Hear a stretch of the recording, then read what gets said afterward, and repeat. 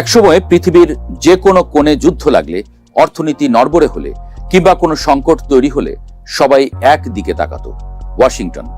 যেন পুরো পৃথিবীর রিমোট কন্ট্রোল ছিল তাদের হাতেই। যেমন মহল্লায় ঝামেলা হলে এলাকার বড় ভাইয়ের কাছে শরণাপন্ন হই, বিষয়টা ঠিক তেমনই। ট্রাম্প ভেবেছিলেন শক্তি মানেই একা দাঁড়ানোর সাহস। তিনি বিশ্বাস করতেন বন্ধুত্ব নয়, দর কষাকষি আন্তর্জাতিক রাজনীতির আসল ভাষা।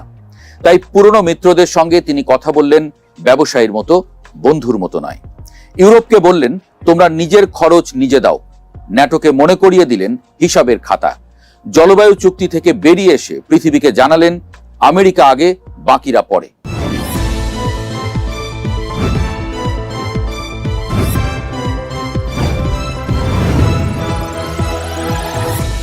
কথাগুলো শুনতে দৃঢ় লাগলেও এর ভেতরে ধীরে ধীরে জন্ম নিতে লাগলো দূরত্ব। ইতিহাসে আমেরিকা অনেক যুদ্ধ করেছে, অনেক শত্রু তৈরি করেছে, কিন্তু একা হয়ে পড়েনি কখনো। দ্বিতীয় বিশ্বযুদ্ধের পর থেকে পৃথিবীর মানচিত্রে আমেরিকার শক্তি শুধু তার অস্ত্র বা অর্থনীতির জন্য ছিল না, ছিল তার বন্ধুদের জন্য। লন্ডন, প্যারিস, টোকিও, সিউল সবাই মিলে এক অদৃশ্য জাল বুনেছিল, যার কেন্দ্রে ছিল ওয়াশিংটন। ট্রাম্প এসে সেই জালের সুতো একে একে টানতে শুরু করলেন। তিনি হয়তো ভাবেননি সুতো টানতে টানতে একসময় পুরো জালটাই আলগা হয়ে যাবে। মিত্ররা হঠাৎ আমেরিকার বিরুদ্ধে দাঁড়ায়নি, তারা শুধু একটু একটু করে দূরে সরে গেছে। ইউরোপ নিজের প্রতিরক্ষা নিয়ে নতুন করে ভাবতে শুরু করেছে। মধ্যপ্রাচ্যের পুরনো বন্ধুদের চোখে সন্দেহের রেখা। আর এশিয়ার দেশগুলো হিসাব করছে ওয়াশিংটন কি সত্যিই নির্ভরযোগ্য? আন্তর্জাতিক রাজনীতি শূন্যস্থান পছন্দ করে না। যেখানে একজন সরে যায় সেখানে অন্য কেউ এসে বসে পড়ে। এই ফাঁকটাই সবচেয়ে নীরবে কাজে লাগিয়েছে চীন। চীন কোনো উচ্চস্বরে ঘোষণা দেয়নি যে আমরাই সেরা। তারা ট্রাম্পের মতো মঞ্চে দাঁড়িয়ে স্লোগানও দেয়নি, বরং তারা অপেক্ষা করেছে, যেন নদীর ধারে বসে থাকা এক জেলে যে জানে স্রোত একসময় নিজেই মাছ নিয়ে আসবে। যখন আমেরিকা বাণিজ্য যুদ্ধ শুরু করলো, তখন অনেক দেশ বিকল্প বাজার খুঁজতে লাগলো। যখন আমেরিকা আন্তর্জাতিক সংস্থাগুলো থেকে দূরত্ব বাড়ালো, তখন চীন সেখানে নিজের উপস্থিতি বাড়ালো। রাজনীতির ইতিহাসে বড় পরিবর্তনগুলো প্রায়ই যুদ্ধ দিয়ে নয়, বিশ্বাসের পরিবর্তন দিয়ে ঘটে। ট্রাম্প শক্তির প্রদর্শন করতে গিয়ে বিশ্বাসের জায়গাটাই নাড়িয়ে দিলেন। আর বিশ্বাস একবার ভেঙে গেলে তা আবার জোড়া লাগানো সবচেয়ে কঠিন কাজ। চীনের জন্য এ যেন অপ্রত্যাশিত উপহার। তারা দেখলো আমেরিকা নিজেই নিজের চারপাশে দেয়াল তুলছে। বিশ্বায়নের যে পথ আমেরিকা একসময় তৈরি করেছিল, সেই পথেই এখন চীন হাঁটছে নতুন নেতৃত্বের ভঙ্গিতে। আফ্রিকার বন্দর, এশিয়ার রেললাইন, ইউরোপের বিনিয়োগ, সবখানে ধীরে ধীরে চীনের ছায়া লম্বা হচ্ছে। ট্রাম্প হয়তো চীনকে থামাতে চেয়েছিলেন, কিন্তু কখনো কখনো প্রতিপক্ষকে ঠেকাতে গিয়ে মানুষ অজান্তেই তার জন্য রাস্তা পরিষ্কার করে দেয়। এখানেই ইতিহাসের মজাটা। সাম্রাজ্যগুলো সাধারণত বাইরের আঘাতে ভাঙে না, ভাঙে নিজের সিদ্ধান্তের ভারে। রোম একদিন শক্তির অহংকারে ক্লান্ত হয়ে পড়েছিল। ব্রিটিশ সাম্রাজ্য বুঝতেই পারেনি কখন সূর্য অস্ত যেতে শুরু করেছে। আমেরিকার ক্ষেত্রেও প্রশ্নটা তাই। এটা কি পতনের শুরু, নাকি শুধু এক অস্থায়ী পথভ্রষ্টতা? দীর্ঘদিন ধরে আন্তর্জাতিক বাণিজ্যের মেরুদণ্ড ছিল ডলার। তেল কেনাবেচা থেকে শুরু করে বড় বড় চুক্তি সবই ডলারে হতো। কিন্তু এখন সেই জায়গাটাই চ্যালেঞ্জের মুখে। ধীরে ধীরে কিছু দেশ ডলার বাদ দিয়ে নিজেদের মুদ্রায় লেনদেন শুরু করেছে। বিশেষ করে ইউয়ান সবার সামনে চলে এসেছে। ইরান, রাশিয়া এরা ইতোমধ্যে বিকল্প পথে হাঁটছে। এটা হয়তো একদিনে বড় কিছু মনে হবে না, কিন্তু দীর্ঘমেয়াদে এর প্রভাব বিশাল। কারণ মুদ্রা মানে শুধু টাকা না, ক্ষমতা। আর যখন সেই ক্ষমতা ভাগ হতে শুরু করে, তখনই একক আধিপত্য ভেঙে যায়। এদিকে মধ্যপ্রাচ্যেও বড় পরিবর্তন হচ্ছে।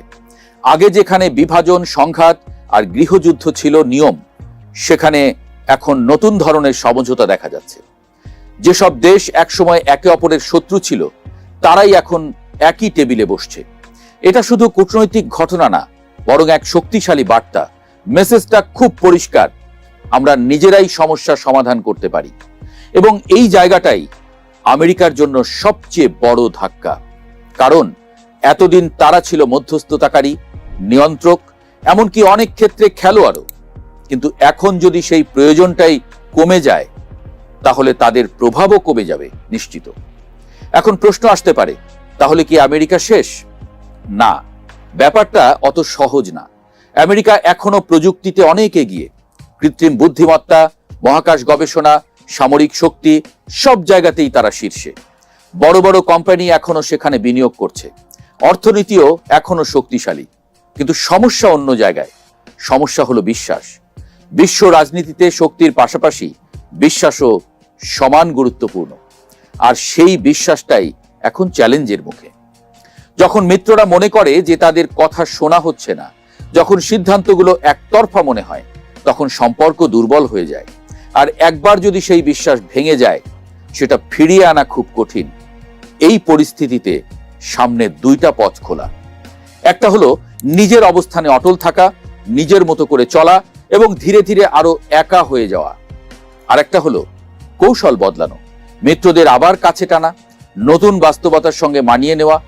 কোন পথটা বেছে নেওয়া হবে সেটা নির্ধারণ করবে আগামীর বিশ্বরূপ।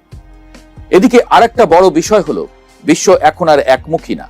আগে ছিল এক মেরু বিশ্ব, যেখানে একটাই শক্তি সবকিছু নিয়ন্ত্রণ করত। এখন সেটা বদলে গিয়ে বহুমুখী হয়ে যাচ্ছে। এখন একাধিক শক্তি আছে। আমেরিকা, চীন, আঞ্চলিক জোট সবাই নিজের জায়গা তৈরি করছে। এটা একদিকে ঝুঁকিপূর্ণ, কারণ প্রতিযোগিতা বাড়ে। আবার অন্যদিকে সুযোগও তৈরি করে, কারণ কেউ একা সবকিছু নিয়ন্ত্রণ করতে পারে না। এই পরিবর্তনের মাঝখানে দাঁড়িয়ে সবচেয়ে গুরুত্বপূর্ণ প্রশ্নটা হলো, আমরা কি নতুন এক ঠান্ডা যুদ্ধের দিকে যাচ্ছি, নাকি এক নতুন ভারসাম্যের দিকে, যেখানে একাধিক শক্তি একসাথে বিশ্ব চালাবে? উত্তরটা এখনো পরিষ্কার না, কিন্তু একটা বিষয় পরিষ্কার, বিশ্ব বদলে যাচ্ছে ধীরে ধীরে কিন্তু স্থায়ীভাবে। আর এই পরিবর্তনের কেন্দ্রে আছে একটা সত্য, কোনো সাম্রাজ্যই চিরস্থায়ী হয় না। আজ যারা শীর্ষে, কাল তারা চ্যালেঞ্জের মুখে পড়বে, আর যারা নিচে তারা উঠে আসবে। 2026 হয়তো সেই পরিবর্তনেরই এক গুরুত্বপূর্ণ অধ্যায়। একটা বিশাল মঞ্চ, একসময় সেখানে একজনই দাঁড়িয়েছিল, সব আলো তার উপরে। কিন্তু এখন সেই মঞ্চে একে একে নতুন চরিত্র উঠে আসছে, আলো ভাগ হয়ে যাচ্ছে। আমেরিকা এখনো সেখানে আছে, কিন্তু আগের মতো একা নয়। আর প্রশ্নটা এখন আর কে শাসন করবে না, প্রশ্নটা হলো কে কার সাথে দাঁড়াবে। এই নতুন খেলায় বন্ধুত্বই হবে সবচেয়ে বড় শক্তি। আর যদি সেই বন্ধুত্ব হারিয়ে যায়, তাহলে সবচেয়ে শক্তিশালী দেশটাও একসময় একা হয়ে যায়। এবং হয়তো আমরা এখন সেই গল্পটাই দেখতে শুরু করেছি। আমেরিকা সবার আগে, সেই শব্দ থেকে ধীরে ধীরে আমেরিকা একা।